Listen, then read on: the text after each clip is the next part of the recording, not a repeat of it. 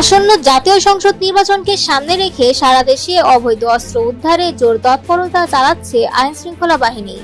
গণ অভ্যুত্থানে লুট হওয়া অস্ত্রসহ সব অবৈধ অস্ত্র দ্রুত সময়ের মধ্যে উদ্ধার করা হবে বলে জানিয়েছেন অন্তর্বর্তীকালীন সরকারের স্বরাষ্ট্র উপদেষ্টা লেফটেন্যান্ট জেনারেল মোহাম্মদ জাহাঙ্গীর আলম চৌধুরী।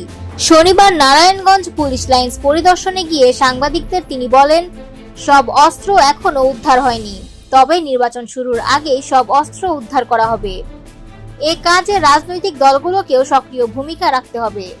সাংবাদিকদের উদ্দেশ্যে তিনি বলেন, আপনারা যদি সত্য তুলে ধরেন বিভ্রান্তি দূর হবে। আমরা চাই সব তথ্য নিরপেক্ষভাবে উঠে আসুক। রাজনৈতিক দলগুলো মাঠে থাকবে ভোটের জন্য, আর আমাদের কাজ নিরাপত্তা নিশ্চিত করা।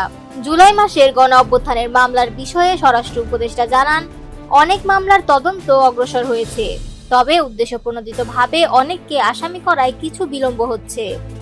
নিরপরাধ কেউ হয়রানির শিকার হবে না, এ বিষয়ে আমরা সজাগ। এর আগে র‍্যাব 11 সদর দপ্তর পরিদর্শন করেন তিনি।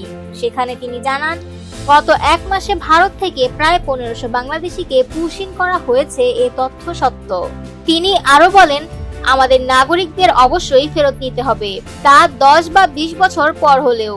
তবে রোহিঙ্গাদের যেভাবে ভারত থেকে পুশিং করা হচ্ছে তা আমরা মেনে নিচ্ছি না, তাদের ফেরত পাঠানো হচ্ছে। স্বরাষ্ট্র উপদেষ্টা অভিযোগ করেন, ভারত সরকার অনেক সময় নিয়ম না মেনে নদীর পাড়ে কিংবা জঙ্গলে লোক ফেলে যাচ্ছে, যা কোনোভাবেই গ্রহণযোগ্য নয়। এই বিষয়ে প্রতিবাদ জানানো হয়েছে এবং ইতিমধ্যে কিছু ফল মিলেছে। এ সময় আলোচিত মোহাম্মদপুর ছিনতাই কাণ্ড নিয়েও কথা বলেন তিনি।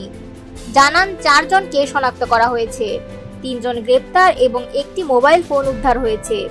তদন্ত চলছে, দোষীদের ছাড় দেওয়া হবে না।